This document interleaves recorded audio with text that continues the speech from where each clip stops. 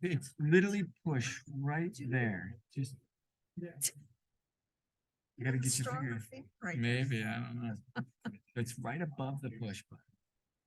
There you go, yeah. See, there's like a little sweet spot there. You just gotta find it. I don't know. Can't find it. All righty, I think we're ready to go. Erica and Marina, are you guys good? Do we have anybody on Zoom? Can you do the chat? I'll click open the chat. I think that shows me who might be there. Mayor, I can hear you. Oh, yeah, who's on Zoom? David Mikowski. Oh, there we go. I see the names now too. We got a few. Good. And you can hear me, so that's great. So it's 7:02, and we will call our city council meeting on Tuesday, November 14th to order. We'll start with the Pledge of Allegiance. I pledge allegiance to the flag of the United States of America and to the republic for which it stands, one nation, under God, indivisible, with liberty and justice for all. All right, so no fanfare or big opening ceremonies tonight, but I did want to take a second to thank all of those candidates that ran for political office. It can be a very trying time. I know myself, I'm very happy that election season is over.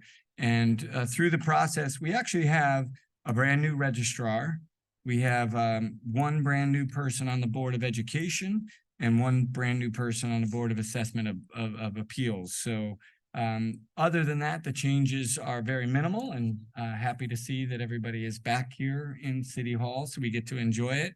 I'm actually the most happy that I finished unpacking on November, what was it, 5th or 6th, and that I didn't have to move out on November 9th. So that was pretty good.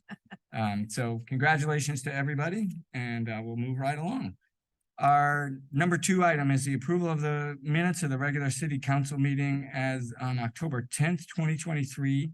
And we also had the special city council meeting on October 18th, 2023. Can I have a motion to approve both of those? So moved. Second. Any amendments, changes, or anything there? No, hearing none. All those in favor? Aye. Aye. Anybody opposed? Motion carries. By the way, I forgot when I congratulated all of you, we didn't do introductions. So let's start from my right and do introductions. This is still going to get on Nutmeg TV eventually, by the way. So they don't film anymore, but we do link this through YouTube. So I'm sorry about the lack of introductions. Go ahead, Susan. Sue Tyler, City Council District 2. Eric Rosengren, City Council District 1. Jacqueline Olson, City Council District 2. Sebastian Panietto, City Council District 1. District 3. Cheryl Tebow, City Council, District 3. Great, thank you all. And now we're going to move on to number 3, which is public participation. We'll start with those in the room first. For anybody that's on Zoom, we'll get to you later. Just a reminder to everybody, we try to keep our comments to about 3 minutes. And first on the list is Megan Miles, and I'll just ask that you state your name and read your address for us just for the record, Megan. Of course. Is this working? I think so. We can hear you. Hi, good evening. My name is Megan Miles. I am a land use attorney from the law firm of Carmody, Torrance, Sandak, and Hennessy, and I'm from our New Haven office. My office is 195 Church Street in New Haven. My firm represents Cureleaf LLC for land use and permitting matters in Connecticut. And to briefly give you some background on Cureleaf, Cureleaf is a cannabis operator. They operate retail stores, cultivation, and processing facilities, and they operate over 150 stores in the United States. I believe they're in around 19 states. In Connecticut, also, I know I have 3 minutes, and I tend to talk fast when I'm given a time limit, so I'm going to try to actually speak succinctly within the 3 minutes and not speed up. In Connecticut, they have 4 stores currently. They're all hybrid retail. It is Hartford, Groton, Stamford, and Manchester. Cureleaf really wants to come to Bristol. You have one more license available for hybrid retailer, and Cureleaf really wants that license for the final one. They specifically want to relocate their Hartford store to Bristol. So close down Hartford and reopen in Bristol. Specifically, they have a long-term lease signed for 145 Farmington Avenue in Bristol. The tenant space is 123 Farmington Avenue. My understanding is that is a former Blockbuster, and it has been it's a very prominent, visible retail space in Bristol on Farmington Avenue that has been vacant for some time. They also have written confirmation from the city planner that the site complies with the zoning designation requirements and the 250-foot buffer requirements. So all of that is teed up to move to Bristol. I also got word that they got their building permit today for the tenant fit out. So they're really teed up nicely to come to Bristol. My understanding is that the council has resolved previously to require before coming before you for local approval, you're also required to obtain either a provisional or permanent license from DCP. I'm coming before you during public participation. I really wish I was here as a line item for approval of the location, but I'm here for I'm here tonight because to explain that the nature of relocating a DCP license, so relocating a permanent license from another city, compounded with a change in policy from DCP, means we cannot provide Bristol a DCP permit before local approval. So we've been working really hard behind the scenes to try to make this feasible, to get something from DCP that would provide evidence to Bristol that they're approved. It's not possible. To briefly explain, relocating, so the Hartford license for Curaleaf is a permanent license, meaning it is a final permanent license and it's already received full approval from the Social Equity Council. Relocating this license is quite simply updating its address. DCP changes the address in the system. There is no provisional license stage, and there is no need to obtain a second or new review from the Social Equity Council. So all of that is buttoned up. Instead, the relocation process entails one, filing the application with DCP, and that application must include a copy of the local approval for the location. DCP then approves that filing and schedules a review of the floor plans and the site inspection. They come out, they're partners in the build out and the site inspection. And then once that is complete, DCP gives the all clear to open the doors. That is the process. DCP has confirmed for Curaleaf coming to Bristol that they are waiting on local approval to review the floor plans and schedule the inspection. So that is them threading the needle to indicate that they're ready to approve with local approval, because they don't schedule reviewing the floor plans and coming out to the site if they haven't already approved the relocation. However, DCP has also firmly confirmed that they will not be issuing any local correspondence to municipalities.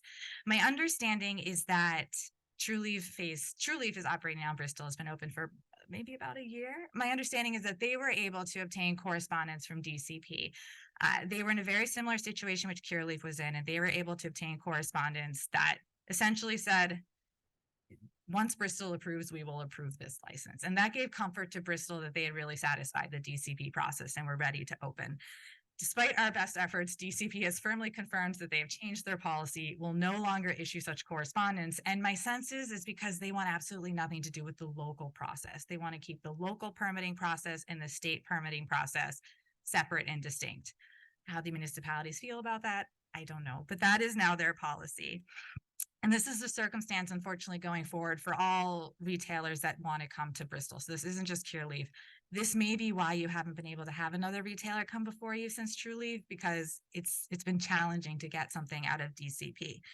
I do have email correspondence from DCP that confirms, one, they will not be issuing any local approvals to municipalities. They're not doing that anymore. And two, once we get our local approval, we'll schedule the floor plan, reviewing the floor plans and coming out to the site. It's the best we could do. So I come before you for public participation with two asks. One, if that you consider this email correspondence to be sufficient, and add Curaleaf to your agenda for review and approval of a location at 145 Farmington Avenue. If you feel such correspondence from DCP is insufficient to meet your application standards, I ask that you consider modifying your resolution or your underlying ordinance, whatever your preference is, to permit limited conditional approvals for entities that are relocating from another municipality. My without sounding presumptuous, my sense is that Bristol wants to give its final license to an established, experienced, well-funded operator. To get a provisional license in Connecticut, you don't need financial backing. You don't need experience in the industry. You honestly could be an entity that happened to win the lottery, that paid the fee, entered the lottery, and actually won a license. My sense is that is not the entity that Bristol wants to give their final license to. Rather, your final license should go to an operator that has been successfully operating in another town in Connecticut for years and wants to relocate that successful store to Bristol. So to do so, if the correspondence we've been able to get from DCP over this time is insufficient, I respectfully request that you modify your process to permit a conditional approval, which is Curaleaf is approved at this location, but this approval is good for only 6 months or X months or however much time you feel is appropriate. And if you aren't able to get us a copy of the final DCP permit within that period of time, your approval automatically expires and a new retailer can come in and apply. So what a lot of other towns do to make sure that they're not giving away their limited licenses to an entity that will never come to town. And I completely understand that concern. You only have 2 licenses. You want to make sure that you give one to an operator that actually opens in Bristol and operates a quality facility. So this is a modified process that would give Bristol some protection that the second license you give to is going to go to a store that's actually going to open within a certain amount of time, and you have some guarantee for that. Let me see here. If you're I know I'll stop talking in 10 seconds, but if you would love to indulge me further, I'm here to answer any questions. The full Curaleaf team is here. I want to note Derek Culver, who, I mean, this is an international corporation, but coincidentally and wonderfully, the Connecticut retail manager is actually a Bristol native. He was born and raised in Bristol, graduated from Bristol High. His parents still live here. He let me know he's going to the Bristol Sports Hall of Fame induction this week. He's not being inducted, his good friend is, but that's I also have a pile of documents. I have emails from DCP, the lease, the Hartford license, anything that you're interested in seeing on the site, the floor plans, survey, everything. We're here to answer any questions. So we've been working for months behind the scenes to get Curaleaf to come to Bristol. And the word came from DCP, I think Halloween, that they weren't going to issue anything in writing to Bristol. So I wanted to bring the council into the conversation, let them know what was going on, and hopefully have an opportunity for some next steps here. Thank you. I will now Thank stop you. talking because I know I went over 3 minutes. That's all right. I was Thank you. generous with the clock. Yeah. Because you do have a story to tell. On October 31st, when you started to reach out to us, we were right in the middle of an impending election that has now passed, and we will need to reorganize on this. I think if you want to wait around to new business, we have some things to discuss on this under new business. So we will take under Thank advisement, you. and appreciate your presentation. Thank you. Thank you. And I think next on the list is David Ryan, who would like to speak to us about the mayor's HIV/AIDS task force. Good evening, everyone. As the mayor said, my name is David Ryan. I am the chairperson for the mayor's task force, HIV/AIDS and Hep C. I presently reside at 36 Chester Street, Plainville, Connecticut. Past 12 months for the task force has been pretty difficult. We have taken a very close look at what and how we can continue as a task force, or if we could continue. There were a number of different options considered. One of the issues that we face, though, is if we were to continue as a task force, the membership continued to dwindle. And frankly, we did not have enough people to staff the various educational things that we were trying to accomplish. We also looked at merging with other task forces and or boards or commissions or something like that within the city. And what we really found when we examined that was a complete duplication of services. So there was a significant amount of overlap, specifically with education. And as I said before, even though our April forum was very well attended and very well received, the attempts that we had to actually staff that event were very difficult this past year. As a result, on October the 26th, when we met as a task force, we went through our options and we voted to disband the task force. And so I'm here to tell you that. Thank you very much. And I just want to say publicly, thank you, David, for your work. And I think this task force was in existence for almost 30 years, if I'm not mistaken. So they did some great work. I think that we're all very appreciative of that work. And I think the landscape has changed, and we've gone through COVID and many other health crises, but the education will continue. The two things that I want to add is the Bristol Burlington Health Department has said that they will continue the educational functions that are there. And I was just looking ahead on our appointments coming up. 2 members have asked to get involved in the opioid task force, which is great. It's something we're trying to continue to build up and work on. So we're just shifting focus for quite a few of the people, which is good. And I thank you very much for your service to the community. Thank you. Right. I do not have anybody else listed here locally that would like to speak. Is there anybody on Zoom that wishes to speak to the council? Okay. Hearing none, we will move on to the announcements, and I'll start on my left this time. Cheryl, do you have announcements for us? Yes, thank you, I do. First of all, I would like to share that effective this week, the Department of Public Works office hours have changed. And so they are 7:30 to 4:30, Monday, Wednesday, and Thursday. And on Tuesday, they extended their hours in the evening, which opens up an opportunity for those who, struggle to get in before the, closing time of 4:30. So Tuesdays are 7:30 to 5:30 p.m. and the office hours are 7:30 to 12:30. Now, bear in mind, these are the customer facing office, windows, so that staff will still be working behind the scenes. It's just the windows will close at that time. And so we just want to make sure everybody's aware of that. And it's posted on the Public Works page. In And addition, Cheryl, if you don't mind, I'm Oh, going to thank interrupt you. you because I think we need to make a global statement about this as well, too. So these office hours will be going into effect shortly. So not quite yet. oh, it's at the 13th. 13th. Are we still on for the 13th, Ray, or did we push that back? Today's the 14th. Yeah. But it didn't And happen. We had some, Okay. yeah, a week. But either way, it's a great opportunity to let the public know that we will be shifting office hours. And by the way, it's not just going to be Public Works.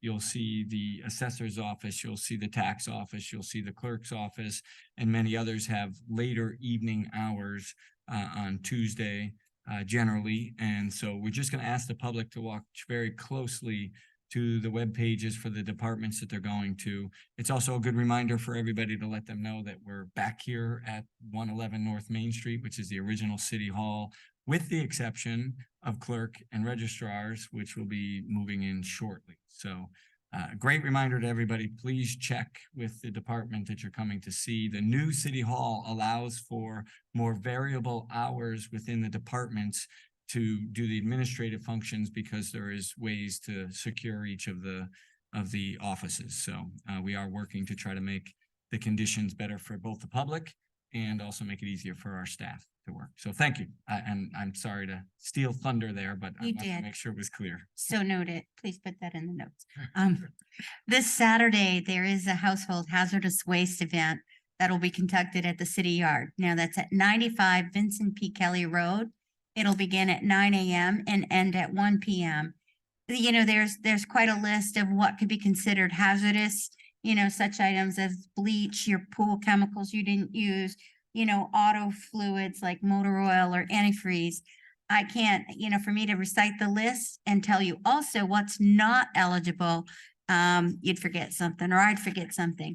But if you go to the Public Works page, I will also post this on my council Facebook page. It will tell you the acceptable and unacceptable items. And that is this Saturday. So it's a good time to clean out your pool shed and your garage of those items. While we're on Saturday, it's a busy day. we have our next concert at Rockwell Theater, and this is the Billy Joel Experience. I have to share that the Stranger album was one of my favorites, and I did say album, so I'm dating myself. And I played it so much, it was full of scratches. But, you know, this is going to be a great concert that's going to highlight the music of Billy Joel and very, from what I understand, very authentic. How do we say that? But anyway, doors open at 6. There are still tickets available and they're only $36. In December, and I've said this before, I'll say it at the next council meeting, Bristol's own John Beardley will return home to do Elvis Christmas music. The first show on Saturday night has limited seating. They're still available. Those doors open at 6 p.m. on the 16th, Saturday the 16th. But because there's only so few seats available, there's a matinee on Sunday, which is also selling out fast. Doors open at 1 on Sunday the 17th. So please go to Downtown Live to buy your tickets online. And you don't want to miss these concerts. Again on the 18th. So I think you're going to be all out and about. You can visit Walmart this Saturday, the 18th, from 10 to 2 p.m. to help stuff a cruiser. The Bristol, Connecticut Police Department and Bristol Eliminating Substances will be accepting donations that will all benefit youth living directly here in Bristol for the holiday gift giving program. And then lastly, Little Miss Chrysanthemum, I always have a heart for these young ladies. Kylie is collecting bottles and cans, and she's partnered with the Bristol Police, and she's going to collect unwrapped new toys for children in need. And she's already started to collect cans and has raised $160 so far. Okay, and she will buy toys to go to the Stuff the Cruiser and the other events. You can message her mother, Lorene, Lorene, Berrien, Berrian, on Facebook for a pickup of your bottles and cans. And I believe that is it for my announcements. Thank you.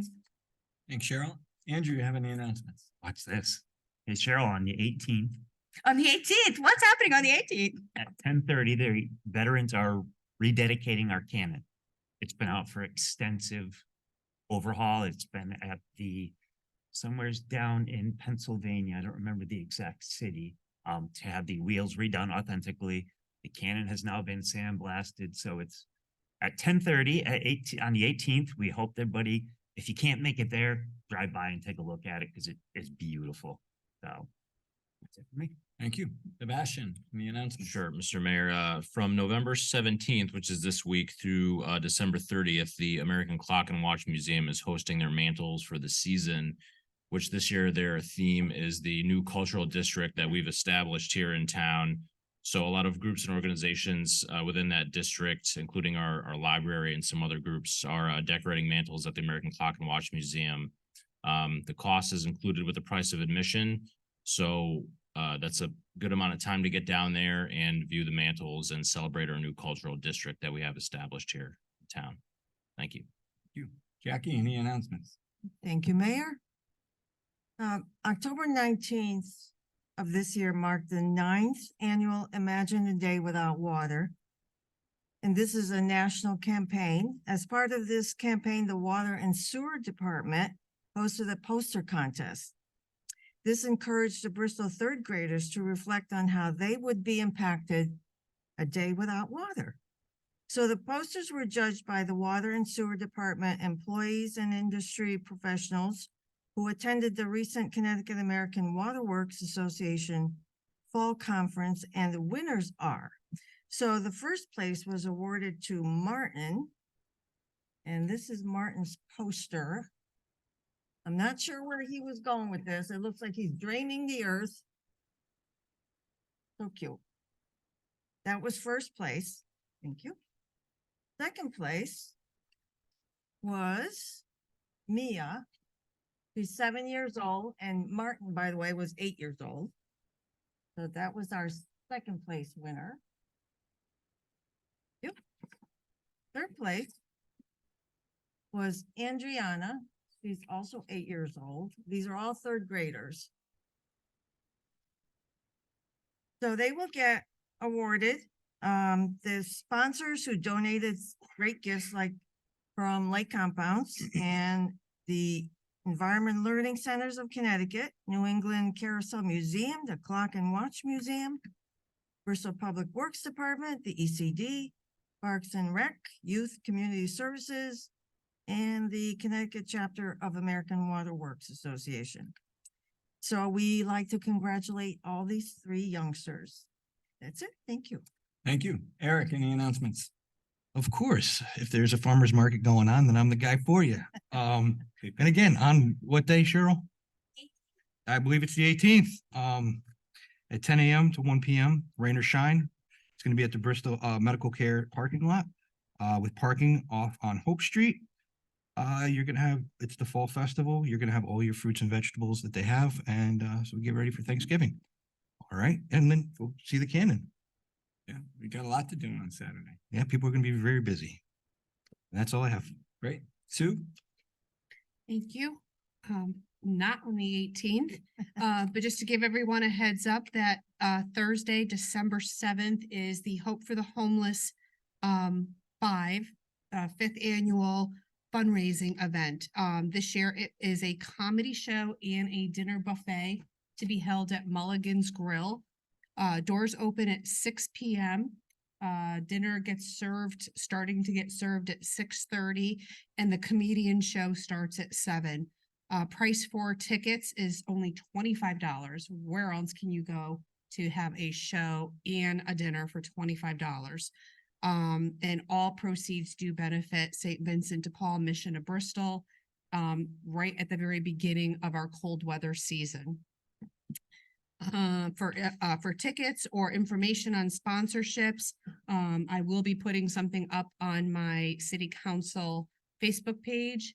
And it will also be on the St. Vincent de Paul Facebook page and also website. So keep an eye out for that. And that's all I have. Great. Thanks. I don't think I have anything to add. They're all checked off here. So very good. It's going to be a busy Saturday, and thank you all for the announcements. We have next number 5, which is our consent calendar. It's A through D. Does anybody wish to withdraw anything from the consent calendar? All right, hearing none, can I get a motion to approve the consent calendar? Don't move. Second. Any other comments or questions? All those in favor? Anybody opposed? The motion carries. We're on number 6, reports and committee reports. I could tell that we have a transition here, and we don't have any reports directly from the commissions or any new things that have to come onto the agenda, but we will probably have some committee reports. So I'm just going to start in the middle this time. Andrew shook his head. I'll start with you, I Andrew. just didn't want to miss it. You were. No, skipping but through 'em. typically we have motion items coming from the. Oh, I see what committees. you're We saying. didn't have any. You want me to others. wait or? Yep. Go ahead, Andrew. Okay. The School Readiness Council is planning its children winter clothing swap on Saturday, December 2nd from 9 a.m. to 2 p.m. at the Man-Ross Library. We are looking for winter clothes for children under the age of 5. Drop-off locations include the Board of Education on Church Street, the Bristol Burlington Health District, Bristol Childhood Development Center on Burlington Avenue, the Imagination Museum, United Way of West Central Connecticut. If your parents are looking for a high-quality preschool experience for their child, please reach out to our school readiness funded sites that have openings. The Bristol Childhood Development Center has full-day openings, and there are half-day openings at Edgewood's Pre-K Academy. Thank you. And Jackie, I'm going to throw it to you next. Do you have any committee reports? I do not, Mayor. Okay. Sebastian.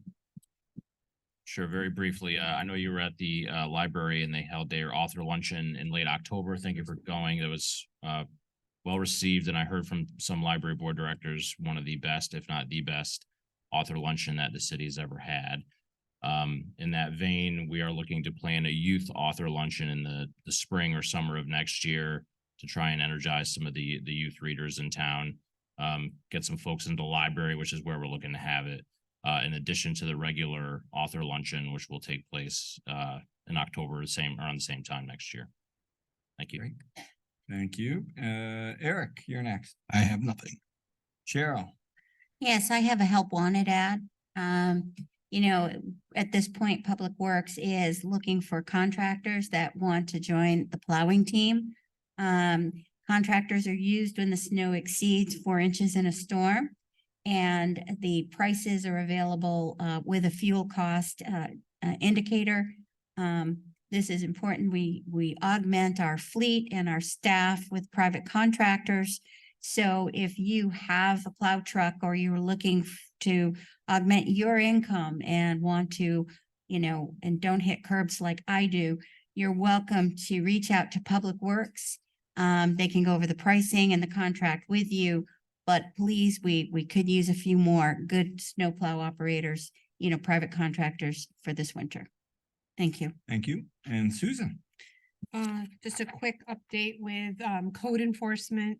We did have, since the last city council meeting, we've had 2 clean and leans, very successful clean and leans.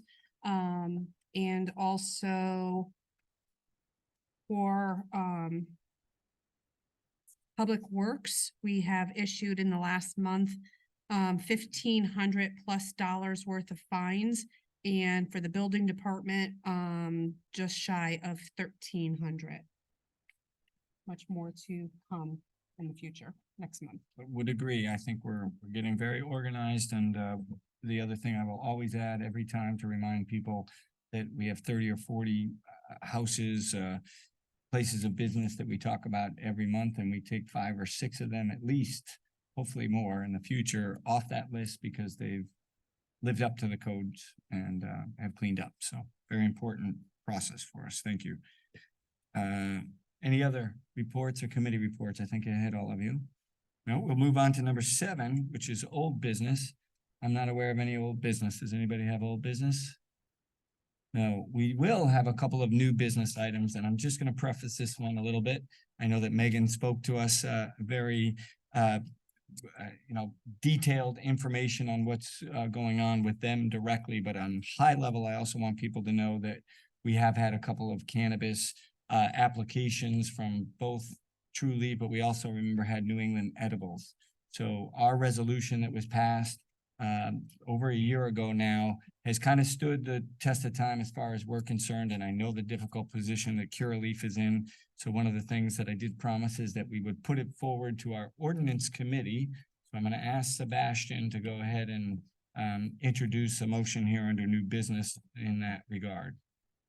In regards to the Curaleaf application, I move that this matter be referred to the ordinance committee for further study and consideration. Yep, and what we are actually going to look at is the resolution that is part of the ordinance to see if we can make changes to accommodate all the people out there. The other parenthetical thing that I do have to let people know is that, you know, not everybody is under the same social equity guidance or need, because there may be people that are lottery winners out there. So we have to look at this closely. So we will bring this to our ordinance committee.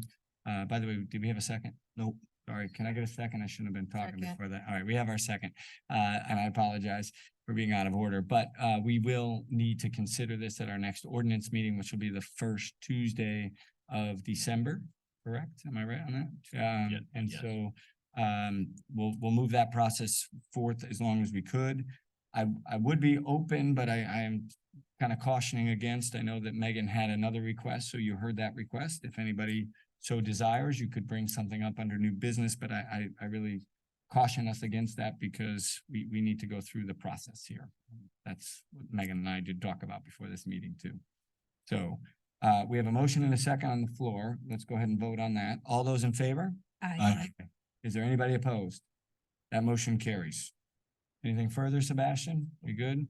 Cheryl, I believe you have a new motion as well for a new item. Yes, Mr. Mayor, I'd like to bring a motion to the floor. I move to authorize the mayor or acting mayor to sign a letter to send to the State of Connecticut Office and Policy Management, Martin L. Heft, Undersecretary, Intergovernmental Policy and Planning Division, notifying the Office and Policy Management, stating that the City of Bristol zoning regulations are presently not in compliance with state law.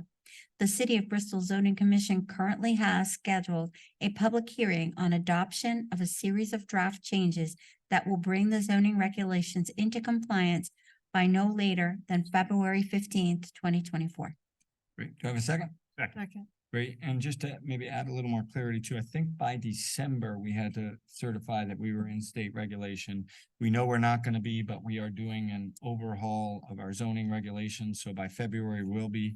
This will satisfy the state and and if you guys approve this, you'll allow me to authorize that and sign it, and we'll be back in February with the final piece. Any comments or questions? Are all those in favor? Aye.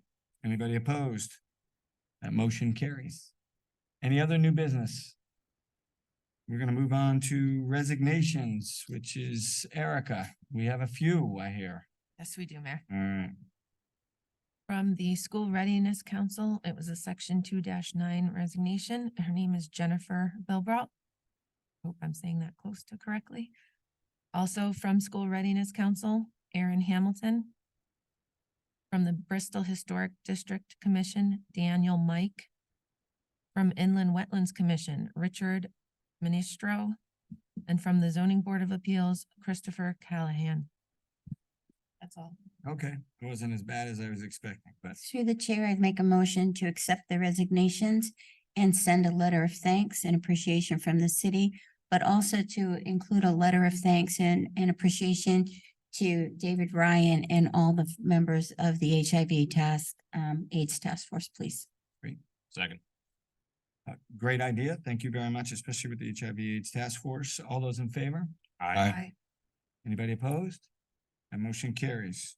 All right, now we move on to my favorite part of this night, which we could be here for a little while, but we will have kind of two sections here. These are all of the new appointments.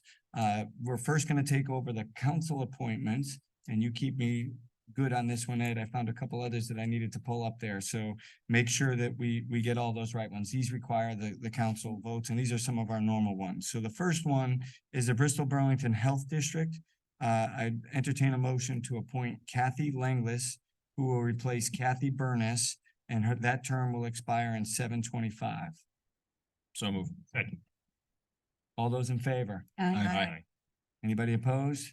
That motion carries. By the way, to keep this moving, I'm not gonna ask you if you have comments or questions, but please interrupt me if you have comments or questions. So we are creating a new city animal control facility building committee to build our new dog pound, we'll call it, but it's an animal control facility. And I would entertain a motion to appoint Cheryl Tebow, Frank Stosky, Dave Oakes, Luis Lorenzo, Lindsay Rivers, Patricia Ullin, and Ray Zagurski, who is not a Bristol resident, but he's the ACO for the city of Bristol. So moved. Second. Comments or questions on this one? Hearing none, all those in favor? Aye. Anybody opposed? Motion carries. We're going in alphabetical order here too, so we have two for Corporation Council. I make a motion to appoint, or I'm gonna ask for a motion to appoint Edward Korwicki to fill the corporate council's seat through 11/25. So moved. Second. No comments on this one. All in favor? Aye. Anybody opposed? Motion carries. I had to make sure there were none. All right, second one is a motion to appoint Scott Matney as a assistant corporation counsel to fill the slot through 11/25. So moved. Second. All those in favor? Aye. Anybody opposed? Motion carries. Gonna squeeze this one in here that I missed earlier, but the Northeast Middle School Building Committee, the appointment of Glenn Heiser to be the Board of Finance appointee. I think we need to vote on that one. Am I right, Ed?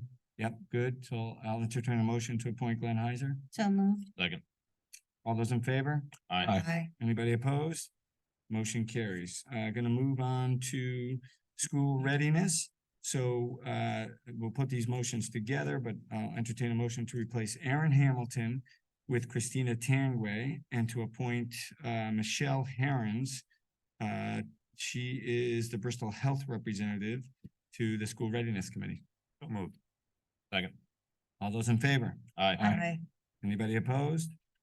Motion carries. All right, the opioid task force is another one that I'm gonna pull up. Ed, I don't know if you saw that, but I have two appointments, as I talked about earlier, and as Dave let us know. Phyllis Del Mastro and Marge are both Bristol residents that have served a long time on the HIV/AIDS task force. They have asked to be appointed to the opioid task force, so I'll entertain that motion to appoint Move Phyllis and approval. Marge. Second. All those in favor? Aye. Anybody opposed? Motion carries. And I think the last one is zoning commission. I'm gonna entertain a motion to appoint Sarah Mangiafico as an alternate to the zoning commission, and she will replace Joseph Quilatas and take over that term that will expire in 12/25. I'll move. Second. All those in favor? Aye. Anybody opposed? That motion carries. And I don't think, did you look as I was doing that, Ted? I don't think we have any other for these. The rest of these will be mayor appointments that I need to read into the record, correct? Okay. We're moving along pretty good, but this will take some time. So mayor's appointments, first, I am going to appoint Sebastian Paniato to be the acting mayor through November of 2024. I'm gonna appoint Susan Tyler to be on the Aging Commission. Arts and Culture will appoint Cheryl Tebow. The Bristol Burlington Health District, the mayor will continue to be a liaison to this. I just wanted to announce that, but I don't think that's part of charter or anything too, so I just wanted to make that announcement. The Bristol Housing Authority will be Eric Rosengren will cover that for City Council. Capital Improvement and Strategic Planning Commission, Sebastian Paniato, Susan Tyler, and Cheryl Tebow. I think that's all I need for that one. Cemetery Commission is Sebastian Paniato, appoint him. Code Enforcement, I'd like to appoint Susan Tyler to cover code enforcement. Disabilities Commission is Jackie Olson. On Diversity Council, I'm gonna be appointing Susan Tyler. For Economic and Community Development, I'm gonna appoint Sebastian Paniato. The Edgewood Building Committee is Jackie Olson. The Board of Education is Eric Rosengren. Energy Commission is Andrew Howe. Fair Rent Commission is Eric Rosengren.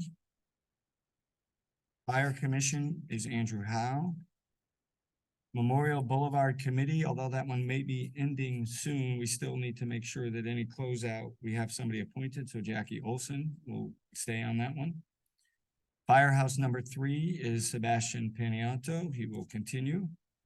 Green Hills Building, we expect that one to end soon if it hasn't already, but I'm still gonna appoint Cheryl Tebow to make sure that we have coverage if needed.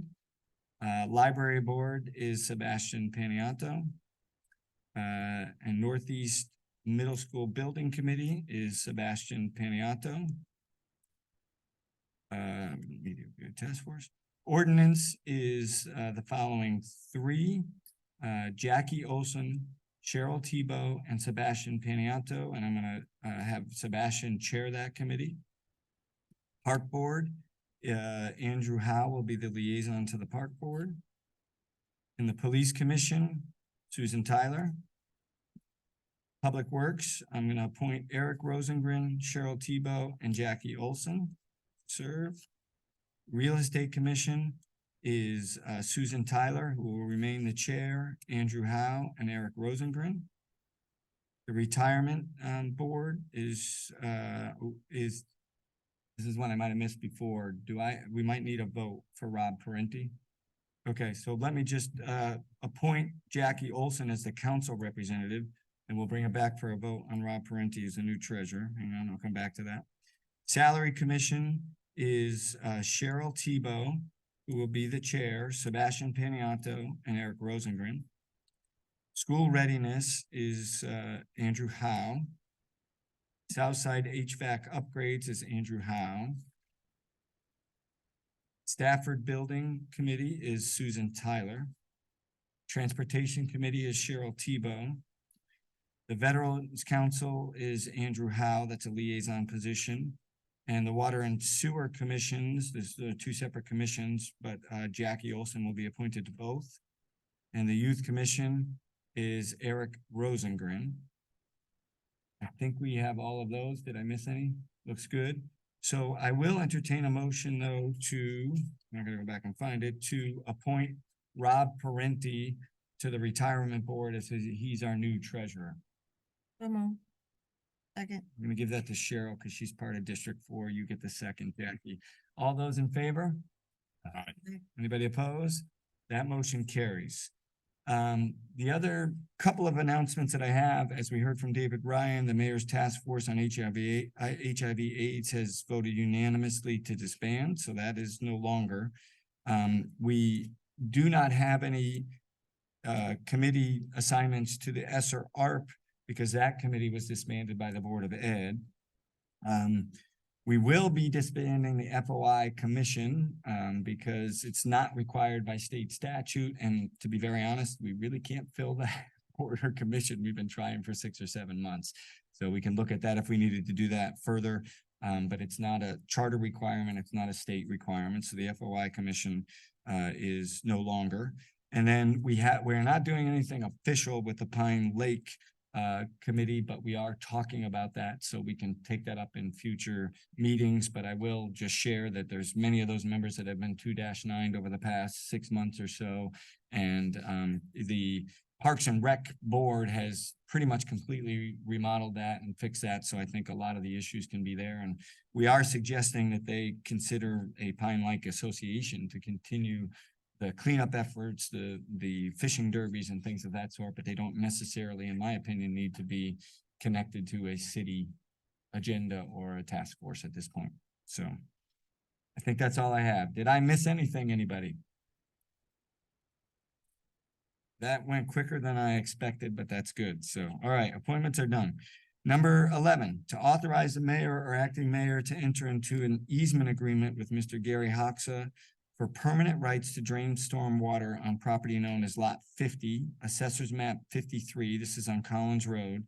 And this is for the consideration of $12,000 and to execute any and all documents required for this easement. So move. Jackie. And just I know Ray is here, so if we have any questions, but this has kind of been a long-standing, it's a low point on Collins Road that one particular person is having significant issues in their driveway in particular. And this is going to allow us to continue the flow of that water into really where the New Britain water supply is and the river over there. So good work by both the lawyers and Ray, because this is something that's been ongoing for some time. And I think this will help resolve that problem. So any questions or comments? All those in favor? Aye. Anybody opposed? Motion carries. All right, to authorize the mayor or acting mayor to sign the Memorial Boulevard POW MIA Monument Inland Wetlands permit application and to authorize the mayor or acting mayor to execute any and all documents related to this project. So move. Second.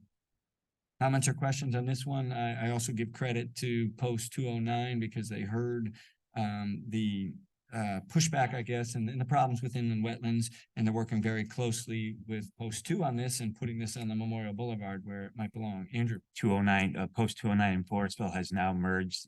They've now have a seat at the table for the Veterans Council, so it's kind of all encompassed now. The two posts are kind of one now. And that's music to my ears. We've seen them come to the park board a few times, and they're not battling, which is great. And I think all our veterans should be working together. So this is a very nice move that we see here. So we had the first and the second. All those in favor? Aye. Anybody opposed? Motion carries. Number 13, to award contract 2C24-002 community connectivity ADA sidewalk ramp upgrades to Martin Lavero contractor in the amount of $569,513 and to authorize the mayor or acting mayor to execute any and all documents necessary to effect said contract. So moved. Second. Comments or questions? All those in favor? Aye. Anybody opposed? Motion carries.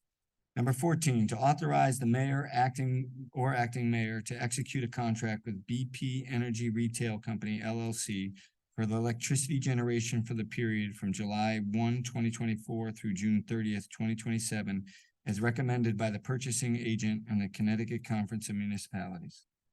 Move So moved. approval. Second. Comments, questions? All those in favor?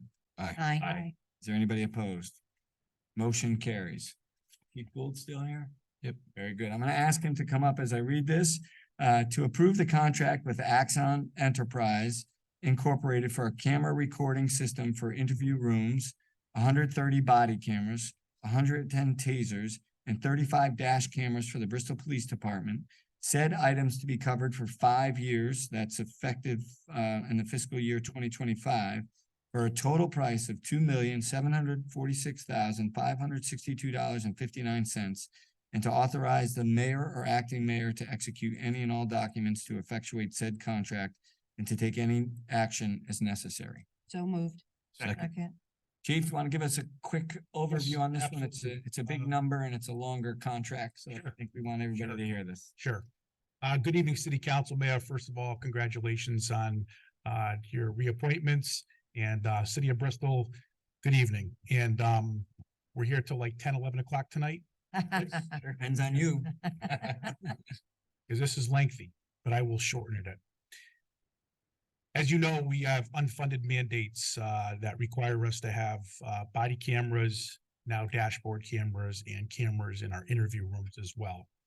We started our body camera project back in 2015 before they were mandated. We partnered and contracted with Axon. Then throughout the years with the other police accountability bill that came out, which required us to have dashboard cameras as well. And then there was another law that came into effect that we had to have cameras in our interview rooms as well for certain interviews. So we ended up having 3 separate contracts with Axon.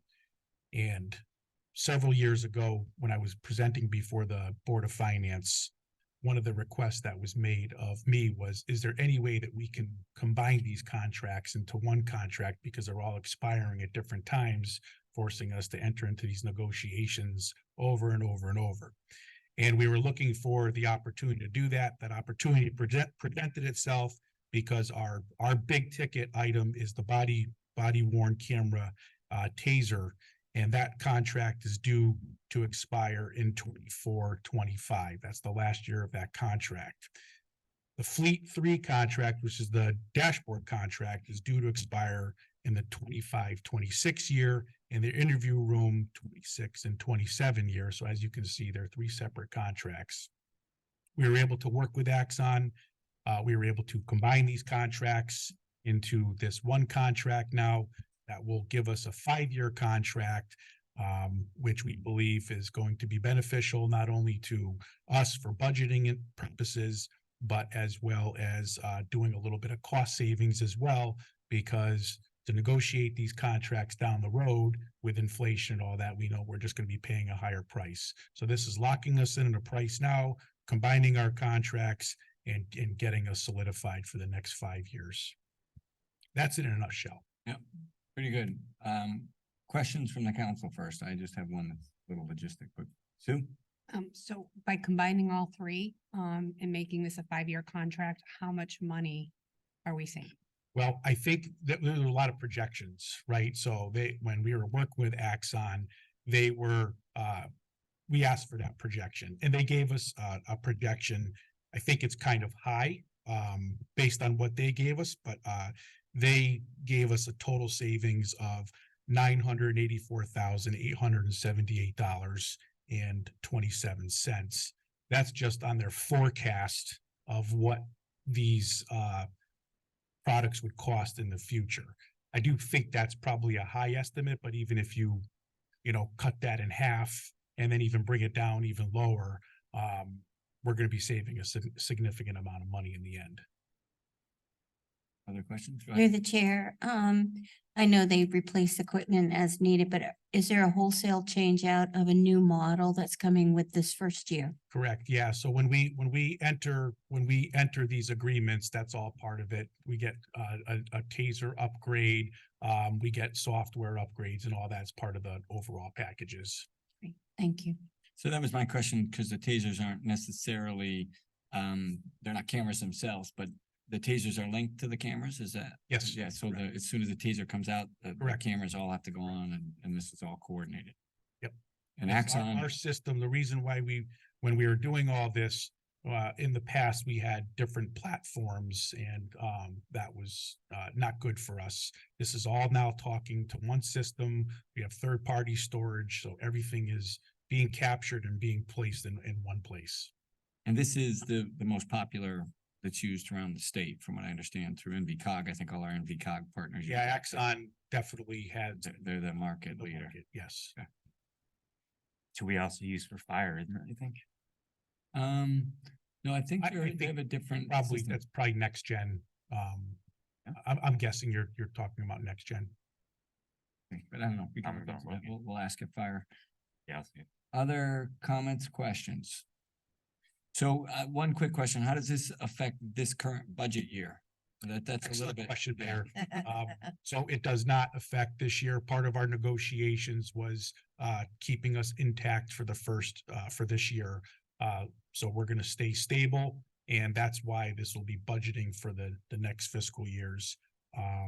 So the new combined contract is from July 1st, 24 to June 30th, 29. And the first year of the new contract is the same cost as our current contract. Okay.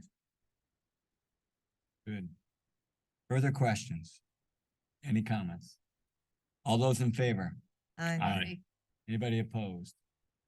The fact that you threatened that we'd be here till 10 is why you got such a unanimous vote here. Excellent. And I do want to thank Corp Counsel for reviewing this as well, and Roger Russo. I don't know if Roger's He's back. Roger, sure, yeah. for reviewing it. We appreciate all the partnership. So thank you. Thank you. All right, number 16, to award contract 2P23-072, supportive services for revolving loan fund program to Community Investment Corporation, and to refer to the Office of Corporation Counsel for contract review, and to authorize the mayor or acting mayor to execute any and all documents necessary to effect said contract. Move. Second. Justin, do you want to come up and just talk a minute or two? You've been working on this for a while, so I want you to plug the program a little bit. Keep you till 10. I just want to thank everyone for always supporting what the ECD does. The ECD board last year, and actually it started frankly for staff even before that, realized that there were probably better ways that we can offer certain incentives to businesses, specifically looking at a loan program rather than a straight grant program for different types of projects. And just through months of discussion with the board, a ton of patience and help from, the city council, staff, by the way, Attorney Conlon, Roger Russo, half of City Hall's been working on this one. Diane, by the way, is here. It was very helpful. So this is the first step in getting started on a new program that hopefully is better for businesses and a more responsible way to use city funds for incentives. Great. Any other comments or question from the council? Go ahead. Yes, I particularly had a couple questions about the loan forgiveness. Okay, and if you could just take a few minutes to just kind of go over that, and the highlight of it. I think it's great because it promotes retention, and thank you for putting a clawback feature in there too, because you know me, but just talk about the loan forgiveness for a second. Yeah. Sorry, I'm fighting something here. The details aren't worked out yet, and some of it will be fine tuned, but the idea behind the forgiveness is that, and we wanted to add a forgiveness component at least today to set us apart from other loan programs out there. We want Bristol to be attractive for what we're offering. But essentially when a business will be applying for loans for all sorts of different expansion projects, if the business pays back half of the loan of its loan principal, at that moment, when half of the payback occurs, obviously the business continues to operate in Bristol, employ people, offer a good product or service. That second 50% of loan principal is forgiven unless the clawback is needed if the business were to, leave Bristol or for any reason at that point. So to clarify, they'll continue to pay it, we'll escrow it. With And that, they'll continue to pay it, and then we'll escrow that and then pay it back after. I just try to get the I don't know clarification how on the that. mechanics will work, but essentially the business's responsibility will be to pay back 50% of their loan principal. When that occurs, the second 50% is forgiven except if the business defaults. And then the clawback will go into place. That will be essentially providing the business another 3 years, up to another 3 years to pay back the entire loan principal. So, and maybe I can help here too. The one difference of the loan program that makes it more attractive for some of these new businesses is we have had traditionally a matching grant type program, large grants that they would match half. Many of them don't have that capital up front, and they don't have the ability to go to the banks to borrow that money. They're gonna get this money at a lower interest rate. And then when they pay half of it back, we're in the same boat. It will allow us to bring money back and revolve it back in for the 50% they pay. And we aren't losing anymore because, we were given full grants to people, and those grants are now gonna kind of go away. We're still gonna have some grant programs, but the main focus of a lot of our business development grants have been matching grants for people. And so we're shifting to a new loan program, by the way, which, Justin and I talked to a lot of potential new businesses. That's what they're asking for. They need a way to build their credit, and this will help them get further credit with banks as well, because they'll have kind of like a traditional loan program. It's often, the loan program is often referenced in terms of helping businesses that might need that assistance, couldn't get it otherwise, and that's true. But it's also for established businesses who just see the value in cheap debt. Maybe when cash flow is tight, they're undergoing new construction, so it helps both types. To the chair. Yep. Wasn't there something in the contract about they had to be in business for 10 years before being forgiven the other 50%? So that the total clawback on the loan is 10 years. A business can repay their 50% obligation as soon as 6 months, at least today, the way the guidelines work. But the commitment for the business to remain in Bristol and be in default is a 10-year period. That's probably where you saw that. Yeah. And that matches our grants today. So Okay. from that. Thank you. What do you claw back then? If they close, they might not have the funds. That's why I was thinking if they continue to pay and you escrow it, then it's kind of like, here you go. That could be another way to do it. I didn't think of it that way. Right. The loans are new for me too. Right. But right now, currently the idea is the clawback actually, rather than ask for whatever is owed, the remaining 50% immediately, because that could be obviously very tough, especially for a business if they're closing to actually provide a payback period on that. Right. You could lengthen that second 50%, have them pay in, you escrow, they get the interest even. There's a lot of programs that do something like that. So That's a different way to tackle it. Yeah. We'll talk after. That's a Okay. good idea. And at this point, we're just trying to make sure that we move this forward so that we can get this. Now into we can fine contract. tune these Exactly. things and get going. Good questions, good comments. Any further? All those in favor? Aye. Anybody opposed? Motion carries. We're on to number 17, and I'll do a little explanation here. So Bud's Goods is another cannabis establishment, and literally we ran into a social equity piece here where they did not have social equity approval, and they had originally submitted their application saying that they didn't need social equity approval. So and I kind of wish Megan was still here in the team, but that's okay. The long explanation that she gave shows how complicated this is. So, in crossing our T's and dotting our I's, we found out that Bud's Good is missing that social equity piece. So either we're going to change it in our resolution and allow different things to happen, or they're going to have to come with that piece. So they are not here to present tonight. And my recommendation is that we make a motion to table this until they get their full package. So moved. Second. Any other comments or questions?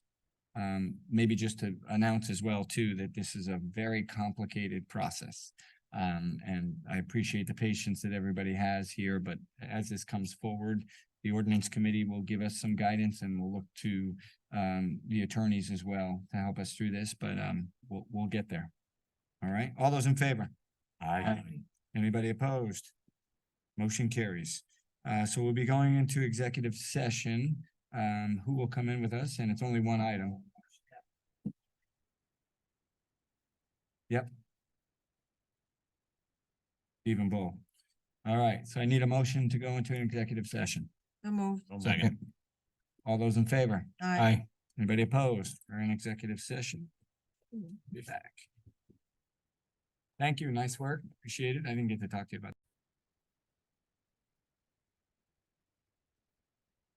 It is colder in here.